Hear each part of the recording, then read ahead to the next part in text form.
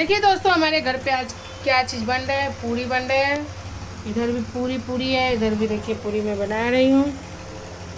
देखिए आप सभी, इधर बेल के रखी हूँ, इधर पूरी है। देखिए पूरी है। देखिए ये खीर है, खीर खीर खीर खीर। देखिए हमें आता ही नहीं बनाने, पर मुझे जैसे आता है वैसे बनाई हूँ। चावल की खीर है, एक पूरी है। देखिए आप सभी के कैसा लगा मैं आज बना रही हूँ, क्योंकि हमारे गांव में आज त्योहार है, देवता की पूजा है आज। तो इसीलिए मेरे हस्बैंड की डिमांड हुए हैं 2-3 दिन पहले से ही कि उस दिन खीर पूरी बनना चाहिए यहाँ पे भी। मैं बोली ठीक है बना दूँगी, कोई बात नहीं है। तो ही बना रही हूँ। देखिए अभी बना रही थी। देखिए तो ही बनाने में लगी हूँ और बना रही हूँ। आप सभी लाइव में आइए, मैं लाइव आई हूँ।